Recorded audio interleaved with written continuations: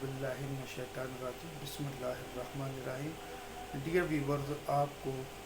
Philosophy of law کے ایک اور لیکچر میں خوش آمدید کہتا ہوں۔ آج ہم ڈسکس کریں گے امریکن ریئلزم کے اندر principal features of realist approach. Llewellyn کی یہ بھی ایک اپروچ ہے، اس کو ہم ڈسکس کریں گے۔ تو لیکچر کا باقاعدہ آغاز کرنے سے پہلے جن لوگوں نے میرا چینل سبسکرائب نہیں کیا وہ پلیز چینل کو سبسکرائب کر لیں اور اس کے آگے ریڈ کلر کی گھنٹی کو پریس کر دیں تاکہ آنے والی ویڈیوز آپ کو مل سکے، اور اس ویڈیو کو لائک بھی کیجیے گا اور شیئر بھی کیجیے گا۔ تو امریکن ریئلزم کے اندر ہم نے ڈفرینٹ قسم کے اسکول آف تھاٹ اسٹڈی کیے ہیں، جس میں سے prominent school of thought justice Holmes کا تھا کہ جو کہ عدالتی فیصلہ جات کو مقدم قرار دیتا ہے، جوڈیشل پریسیڈنٹ کی بات کرتا ہے۔ اس کے بعد ہم نے ڈسکس کیا جیروم فرینک کو۔ جیروم فرینک بھی رول سکیپٹک اور فیکٹ سکیپٹک کے اندر اپنے نظریات کو فیکٹ سکیپٹک میں پروتا ہے اور کہتا ہے کہ جو فیکٹ سکیپٹک جو نظریات ہیں وہ آج کے دور میں قانون کی ضرورت ہے، جبکہ جو رول سکیپٹک ہے وہ جوڈیشل پریزیڈنٹ اور جو فارمل اسٹائل تھا اس کی وہ بات کرتا ہے۔ پھر ہم نے ڈسکس کیا لیویلین کو۔ لیویلین بھی اپنے نظریات میں دو نظریے پیش کرتا ہے، ایک فارمل اسٹائل اور ایک گرینڈ اسٹائل۔ فارمل اسٹائل وہی ہے جس پہ جوڈیشل پریزیڈنٹ اور رول آف لا کی بات کی جاتی ہے، جبکہ گرینڈ اسٹائل کے اندر وہ ان چیزوں کے ساتھ ساتھ وہ جو دوسرے سوشل فیکٹرز ہیں ان کو بھی وہ اہمیت دیتا ہے، یعنی کہ دوسرے سوشل فیکٹرز کو بھی وہ پراپر اہمیت دیتا ہے اور کہتا ہے کہ صرف جوڈیشل پریزیڈنٹ کو سامنے رکھنا اور اس کے اوپر فیصلہ لینا، یہ صرف اس چیز کے اوپر انحصار نہیں کیا جا سکتا۔ اب اگر ہم بات کریں لیویلین کی، لیویلین کے جو فیچرز تھے جو ہم نے ڈسکس کیے، ان میں سے جو سب سے امپورٹنٹ فیچر تو ڈیفینیٹلی یہی تھا، گرینڈ سٹائل اور فارمل سٹائل۔ لیکن اب آج کا جو ہمارا ٹاپک ہے وہ اس کے principal features of realist approach کی ہیں،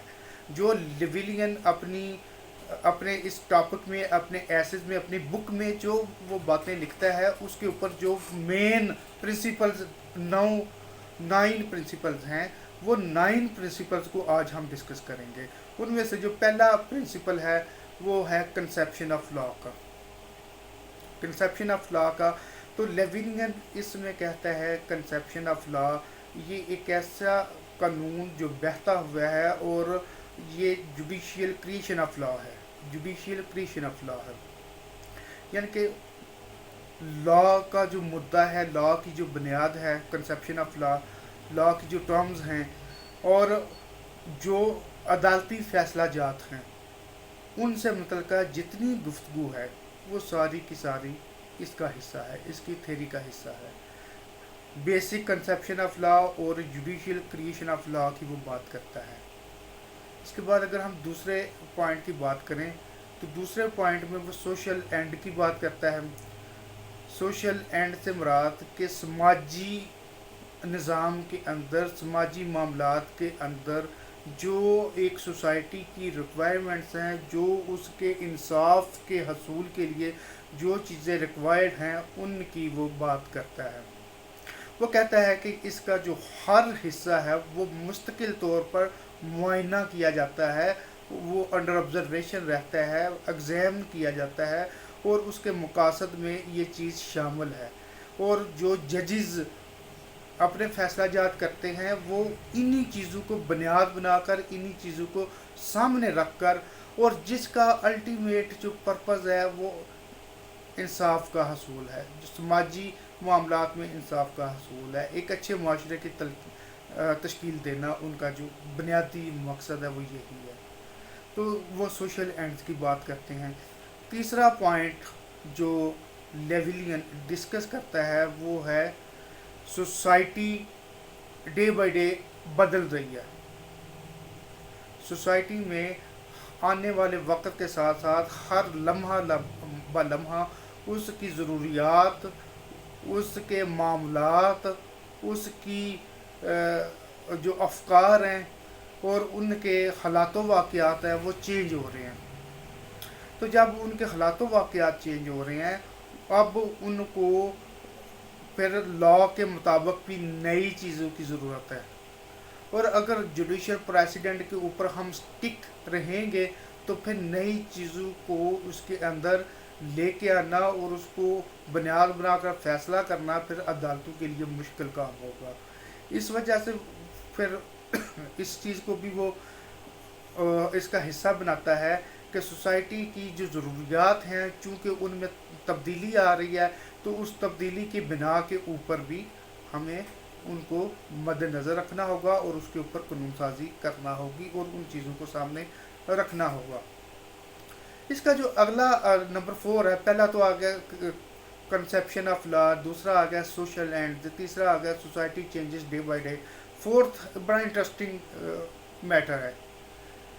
وہ معاملہ ڈسکس کرنے سے پہلے وہ آئیڈیا اپنا یا ٹیکنالوجی کی بات کرنے سے پہلے ایک ایگزامپل دیتا ہے. وہ بڑی عجیب سی ایگزامپل دیتا ہے، انٹرسٹنگ ہے. وہ کہتا ہے کہ جس طرح ہسبینڈ اینڈ وائف رہ رہے ہیں اور اگر ان کے درمیان ڈائیورس ہو جائے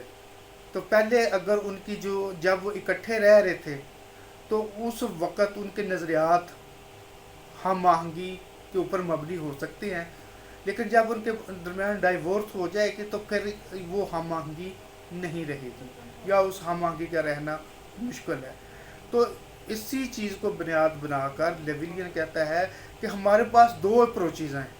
ایک اپروچ یہ ہے کہ جوڈیشل پریسیڈنٹ کا سہارا لے کر آنے والے کیسز کا بھی فیصلہ اس کے مطابق کیا جائے جسٹس ہال کی طرح. دوسری اپروچ وہ ہے جو فرینک اور یہ خود بھی لیویلین خود بھی اس کا حامی ہے کہ جوڈیشل پریسیڈنٹ کی اہمیت ٹھیک ہے اپنی جگہ موجود ہے، اس کو ختم نہیں کیا جا سکتا، وہ اس کو دیکھنا چاہیے، پڑھنا چاہیے، پرکھنا چاہیے، لیکن اس کے ساتھ ساتھ جو دوسرے فیکٹرز ہیں اس کو بھی دیکھنا ہوگا، اس کو بھی بنیاد بنانا ہوگا. تو وہ کہتا ہے کہ فار دا ٹائم بینگ آپ یہ سمجھ لیں کہ ان دونوں نظریات کے درمیان جو ہے وہ ڈائیورس ہو چکی ہے. از اینڈ آٹ کی اب کوئی بات نہیں ہے، یعنی کہ جو لا ہے اس کو دیکھا جائے، اس میں ہی اپنے سلوشنز کا جو معاملات ہیں جو جسٹس ہال جو کہتا ہے کہ جو قانون موجود ہے اسی کو دیکھا جائے، لیکن باقی جو مکتبہ فکر ہے وہ ایسی بات نہیں کرتا. وہ کہتا ہے نہیں، جو پریسیڈنٹ ہے جو قانون موجود ہے اس سے تو انکار نہیں کیا جا سکتا، لیکن ان چیزوں کی بنا پر جو نئی کریشنز ہیں، جو نئے آئیڈیاز ہیں، جو نئی ٹیکنالوجیز ہیں اس کو نظر انداز بھی نہیں کیا جا سکتا. لہذا جب بھی کوئی جج فیصلہ کرے گا تو جوڈیشل پریسیڈنٹ کے ساتھ ساتھ ان تمام چیزوں کا خیال بھی اس کو رکھنا ہوگا، اس ٹیکنالوجی کا، اس آئیڈیاز کا، ان سب کا اس کو خیال رکھنا ہوگا. اور جو انویسٹیگیشنز کے جو معاملات ہیں آپ دیکھیں کہ کچھ عرصہ قبل اگر کسی کرمنل کیس کی انویسٹیگیشن کا کوئی معاملہ ہوتا تھا تو اس کے پرانے جو اس وقت جو طریقہ کار انویسٹیگیشن کے موجود تھے اس کے مطابق کام کیا جاتا تھا. آج جدید دور ہے، آج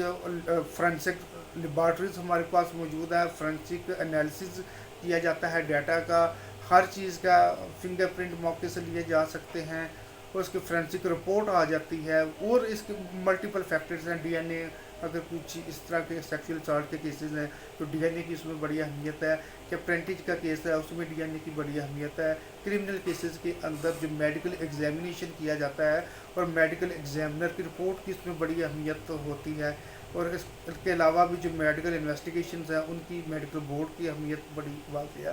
تو وقت کے ساتھ ساتھ یہ چیزیں ان کی ضرورت محسوس ہوئی اور ان کو انڈلج کیا گیا. اب یہ نہیں کہا جا سکتا کہ پرانے جوڈیشل پریسیڈنٹ میں یہ چیز نہیں تھی تو نئے میں ہم اس کو نہیں لے کے آ سکتے. تو وہ لیویلین کہتا ہے کہ نہیں، ہمیں جو اسٹوڈنٹس لیویلین 4 نمبر میں بات کرتا ہے انوویشن آف لا کی، انوویشن آف انویسٹیگیشن کی، innovation to complete the process of the case regarding the investigation purpose or regarding the decision purpose. تو اس کے بعد نمبر 5 پہ جو پوائنٹ آتا ہے وہ ہے جی جو ڈسٹرسٹ ہے सफिशेंसी लीगल रूल्स की, और जो डिस्क्रिप्टिव रोल है अदालतों का उससे मुतल्लिक़ आता है। बेसिकली यहाँ पर भी लेविलियन तनकीद ही कर रहा है कि अगर अदालतों ने, जजिस ने लिखे लिखाए डिसीजन के ऊपर, प्रिंटेड डिसीजंस के ऊपर अगर एक्ट अपॉन करना है तो फिर हमें इसकी ज़रूरत नहीं है, क्योंकि वो कह रहा है कि ये फिर उस निज़ाम की तबाही की बुनियाद है। अगर अगर उन्होंने, ये उसकी अपनी सोच है, हम ये नहीं कह रहे कि वो गलत कह रहा है, ठीक कह रहा है, लेकिन हमारा इस वक्त जो कॉन्सेप्ट है, जो मौजू है, वो इसको स्टडी करना है, और इसके नज़रियात में वो ये लिखता है, स्पेसिफिकली लिखता है कि अगर इस तरह के जो ट्रेडिशनल सिस्टम है, नंबर नेक्स्ट को भी शामिल कर लेते हैं, वो ट्रेडिशनल सिस्टम है, छठा नंबर जो है थेरी का, जो उसके असूल्स हैं और जो उसके डिसाइडिंग फैक्टर्स हैं, वो उसको भी तस्लीम नहीं करता। ट्रेडिशनल या डिस्क्रिप्टिव मामलात को वो यही कहता है कि पुराने वक्तों से ये चला आ रहा है, तो ये दौर जदीद के तकाज़ों के मुताबिक ये इस निज़ाम को ओबे नहीं कर सकता या उसके साथ नहीं चल सकता, या इनोवेशन जो टेक्नोलॉजीज़ जो वो इसको अपने अंदर नहीं ठीक तरीके से एडजस्ट कर सकता, और लिहाजा इन तमाम चीज़ों की मौजूदगी में ट्रेडिशनल व्यू वो निज़ाम को ख़राब करने का बायस है, या उसके ऊपर चलते हुए हम सही इंसाफ पर हम नहीं जा सकते जब तक कि हम इनोवेटिव चीज़ों को हम नहीं देखेंगे, या हम उसको नहीं ओबे करेंगे, या उसको हम फॉलो नहीं करेंगे। अब इसकी जो अगली जो कैटेगरीज है, इसमें तो वो कहता ही यही है, डिस्टॉर्शन की वो बात करता है, स्टडिंग फैक्टर्स की वो बात करता है। कहता है कि पुराने वक्तों में जो तरीक़ाकार था कानून का, उसके जो स्टडी करने का प्रोसीजर था वो नैरवर था, तंग नज़री के ऊपर मबनी था। यानी कि अगर आम सिंपल अल्फाज के अंदर अगर हम बात कर लें, तो जो सोर्सेज हैं, सोर्सेज ऑफ लॉ हैं, या जो मोड ऑफ स्टडी है, वो उस बड़ा कंजेस्टेड था, उसमें इनोवेशन नहीं थी। पुराने नज़रियात को, पुरानी जजमेंट्स को, पुराने फैसला जात को, पुराने लॉज को वो पढ़ कर आगे अपने निज़ाम की बुनियाद रखते थे। तो लेविलियन कहता है कि अब ऐसा मुमकिन नहीं है। अब जो ट्रेडिशनल थेरी और जो कैटेगरीज़ हैं, पुराना मामलात जो हैं, उनको लेकर हम उसके ऊपर एक मॉडर्न स्टेट के अंदर मॉडर्न जस्टिस की बुनियाद हम नहीं रख सकते। तो इन्हीं वजूहात की बिना के ऊपर वो फिर एक और भी बात कहता है, evolution of any part of the terms of effects. वो 8वें पॉइंट में इफ़ेक्ट्स की बात करता है, जिसमें वो कहता है कि अब जो वक़्त की ज़रूरत है वो इवोल्यूशन है, वो इवाल्व है। अब ज़रूरियात जो है वो चेंज हो चुकी हैं, अब जो कंसिडरेशन है वो चेंज हो चुकी हैं, अब नीड्स चेंज हो चुकी हैं। तो इन हालात में जो सोसाइटी के ऊपर उनके असरात हैं, हम उससे भी आंखें बंद नहीं कर सकते, लिहाजा उनको भी हमें सामने रखना होगा। और लास्ट पॉइंट के ऊपर वो प्रोग्रामेटिक की वो बात करता है कि प्रोग्राम के मुताबिक जितने भी अटैक हैं वो हैं। वो कहता है कि जस्टिस हार्म्स या इस तरह के और भी एहसासात रखने वाले जितने भी फ़िलासफ़र्स हैं, वो अटैक कर रहे हैं कि हम नए जुडिशल सिस्टम की तरफ ना जाएं, हम ओल्ड जुडिशल सिस्टम या कंजर्वेटिव सिस्टम की तरफ ही जुड़े रहें। तो वो अपने प्रोग्राम के मुताबिक बात कर रहे हैं। चूँकि जस्टिस हार्म्स खुद भी जस्टिस था, उसने बड़ा अरसा अदालतों में प्रिजाइडिंग ऑफिसर की हैसियत से काम किया, तो उसके नज़रियात में वो चीज़ें नज़र आती हैं। तो वो बजाय के इनोवेशन को या जो केस को मंतकी अंजाम तक पहुंचाने के लिए जो नए प्रोसीजर आ चुके हैं, मेथड आ चुके हैं, टेक्निक्स आ चुकी हैं, टेक्नोलॉजी आ चुकी है, उसको अडॉप्ट करने की बजाय वो जुडिशल प्रेसिडेंट की तरफ तवज्जो देता है, जो कि हमें ज़माना माजी की तरफ ले जाता है। और मैं अब इसको अगर ऐसे बयान करूं तो 1920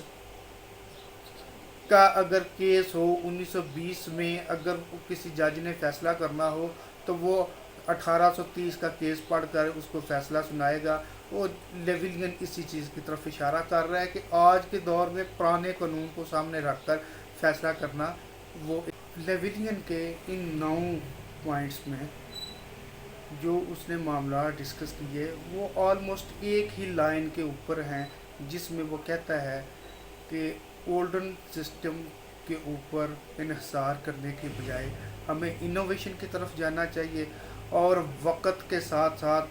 हालात के साथ साथ उनको सामने रखते हुए प्रेजेंट एनवायरनमेंट प्रेजेंट कंडीशन को सामने रखते हुए उन हालात के मुताबिक हमें लेजिस्लेशन भी करनी चाहिए और उस लेजिस्लेशन के मुताबिक हमें अपने मामलात को देखना चाहिए और अदालतों को भी उन लेजिस्लेशन के मुताबिक। लेविलियंस ने अपने इन 9 पॉइंट्स के अंदर जो कंजर्वेटिव सिस्टम था उसको डिस्कस किया, उसकी खामियों को उजागर किया और ये अप्रोच दी, ये हमें सोशल अप्रोच दी कि हमें वक्त के साथ साथ इनोवेशंस की ज़रूरत है। हम पुराने मामलात के साथ स्टिक नहीं रह सकते, हमको नए मामलात के साथ अपने सारे निज़ाम को डालना होगा और नई नेसेसिटीज़ के मुताबिक हमें लेजिस्लेशन करना होगी और उस नई इनोवेशन को अपनी कंजर्वेटिव टेक्निक्स के ऊपर लाना होगा। हमें इन्वेस्टिगेशन के मैटर्स को मॉडर्न टेक्निक्स के ऊपर लाना होगा। तो वो इन 9 पॉइंट्स में इन चीज़ों को वो डिस्कस करता है। अब यहाँ पर अगर कहा जाए, लॉर्ड लॉयड वो भी एक बहुत बड़ा फ़िलासफ़र है, वो कहता है कि लॉर्ड लॉयड कहता है कि लेविलियन ने एक नई सोच रख दी है, एक नई सोच की बुनियाद रख दी है, बल्कि यहाँ तक वो कह देता है कि वो एक नए जुरिस्प्रूडेंस की बुनियाद रखता है। जुरिस्प्रूडेंस आप जानते हैं कि असूल कानून है, जिसमें हम कानून की टर्म्स का मुताला करते हैं, सारे मामलात हैं। वो कहता है कि जो लेविलियन की अप्रोच है वो एक नई इनोवेशन है, लिहाजा इसके लिए हम एक इनोवेटिव जुरिस्प्रूडेंस का नाम या इस तरह का कोई भी उसको हम सोशल जुरिस्प्रूडेंस का नाम हम उसको दे सकते हैं, क्योंकि ये एक अनोखी और एक बहुत अच्छी एक अप्रोच है। तो वो इन अल्फाज के साथ उसको वो कहता है। वो यहाँ तक भी कहता है कि जो मिथ ऑफ लॉ है, अब उसको ऊपर हम स्टिक नहीं रह सकते कि ये किसी कहानियों के ऊपर हम बिलीव नहीं कर सकते, हमको इनोवेशन और मॉडर्न टेक्नोलॉजी की तरफ जाना होगा और उसको अपने लॉज का हिस्सा बनाना होगा। तो इसी चीज़ को आगे बढ़ाते हुए एक और अमेरिकन फ़िलासफ़र है F.S. कूहन, वो लिखता है कि रियलिस्ट जुरिस्प्रूडेंस और सोशियोलॉजिकल जुरिस्प्रूडेंस, इन 2 टर्म्स का कि कूहन भी लॉर्ड लॉयड की तरह कहता है कि इसने 2 जुरिस्प्रूडेंस की बुनियाद रख दी है, यानी कि 2 मुख्तलिफ इसने थ्योरीज का समा इसने बांध दिया है, 2 मुख्तलिफ निकात इसने रख दिए हैं, रियल जुरिस्प्रूडेंस और रियल जुरिस्प्रूडेंस। तो पहले अगर हम बात कर लें, कूहन कहता है कि जो रियलिस्ट अप्रोच है वो तो वही डेफिनेशन है लीगल कॉन्सेप्ट की है, लीगल इंस्टीट्यूशंस की है, टर्म्स की है, जुडिशियल डिसीजंस की है और कुछ स्टेट के फैक्टर्स की है, जो एक आम हम पीछे से पढ़ते आ रहे हैं जिसको जस्टिस हॉल वगैरह, ये उसी लाइन के ऊपर बात करता है। जुडिशियल प्रेसिडेंट की बात करता है, जुडिशियल डिसीजंस की बात करता है। जबकि जो सोशियोलॉजिस्ट जुरिस्प्रूडेंस है जिसकी बुनियाद डालते हैं लेविलियन, लेकिन उससे पहले फ्रैंक भी इसी मौजू पे बात करता है, लॉर्ड लॉयड भी इसी को, और कूहन वो तो इसकी बाकायदा इसको एक नाम दे देता है। वो कहता है जो सोशियोलॉजिकल जो जुरिस्प्रूडेंस है इसमें अप्रेजल ऑफ लॉ और टर्म्स की बात की जाती है और कोड ऑफ कंडक्ट की बात की जाती है और कंडक्ट ऑफ ह्यूमन बीइंग की और उनके जो कानून के ऊपर असरात हैं उनकी बात की जाती है, ह्यूमन बिहेवियर की बात की जाती है, ह्यूमन बिहेवियर को लॉ के मुताबिक उसकी बात की जाती है। तो ये सारी चीज़ें सोशियोलॉजिकल जुरिस्प्रूडेंस को वो कह रहे हैं कि नई तकनीक इसने दे दी, ایک نیا اس نے راستہ اوپن کر دیا ہے اور اس کے اوپر ایک لمبی چوڑی ڈبیٹ ہو سکتی ہے. اس کو ایک اس نے باقاعدہ ایک نئی سائنس کا نام دے دیا. یعنی کہ پہلے جورسپروڈنس تھا, ایک کو نام دے دیا کیا ریئلسٹ جورسپروڈنس, جو کہ جوڈیشل پریسیڈنٹ کی بات کرتے ہیں اور دوسرے فیکٹرز کی بات کرتے ہیں, اور دوسری سوشیالوجیکل جورسپروڈنس جو ہیومن کنڈکٹ اور لا کی وہ بات کرتے ہیں. وہ رول کی بات تو کرتے ہیں لیکن ساتھ میں انوویشن کی بات بھی وہ کرتے ہیں. اب اسی چیز کو ایک چیز میں ایک اور سینٹینس میں وہ لے کے آ رہا ہے کوہن. وہ کہتا ہے کہ کمپیوٹر ٹیکنیک یا کمپیوٹر پریڈکشن, جو باتیں فرینک نے کی, جیروم فرینک نے, جو باتیں لیولین نے کی, اور جو باتیں لارڈ لائڈ نے کی اور کوہن نے کی, وہ ساری ایک ہی سمت میں آ رہی ہیں. وہ کیا سمت ہے؟ وہ کہتے ہیں کہ ہمیں کنزرویٹو رولز کی بجائے ہم انوویٹو رولز کی طرف جانا چاہیے. جوڈیشل پریسیڈنٹ کو وہ اہمیت دیتے ہیں لیکن یہ کہتے ہیں کہ اس کی بنا کے اوپر کیس کا فیصلہ نہیں کرنا چاہیے. کمپیوٹر وہ کہتے ہیں کہ جوڈیشل پریسیڈنٹ ایک ایسی ہی ہے, ایک ایسی اگزامپل ہے جس طرح آپ سمجھے کہ کمپیوٹر ہے, کمپیوٹر میں کوئی ڈیٹا فیڈ کر دیا جائے تو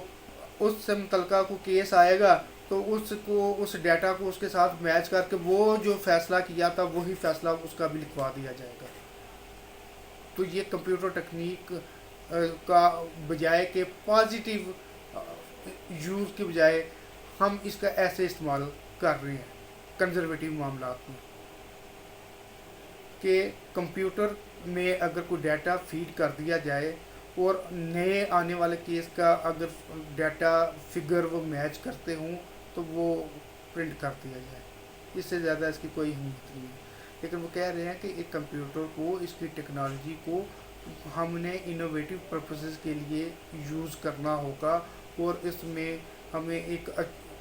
نئے اور اچھے اور انوائرمنٹ کے مطابق قوانین کو تلاش کرنا ہوگا اور سسٹم کو اپ ٹو ڈیٹ کرنا ہوگا. اپ ٹو ڈیٹ مین ان کا جو تھیم ہے کہ سسٹم اپ ٹو ڈیٹ رہے, وقت کی ضروریات کے مطابق اپ ٹو ڈیٹ سسٹم رہنا چاہیے. تو آج کے اس لیکچر میں اگر آپ کا کوئی بھی سوال ہے تو آپ کمنٹس میں لکھ سکتے ہیں, پوچھ سکتے ہیں, میں اس کا جواب کر دوں گا. تو آپ اس ویڈیو کو لائک ضرور کیجیے گا اور شیئر بھی ضرور کیجیے گا. انشاءاللہ تعالیٰ نیکسٹ لیکچر میں ایک اور موضوع کے اوپر ہم بات کریں گے. اس وقت تک کے لیے اللہ حافظ.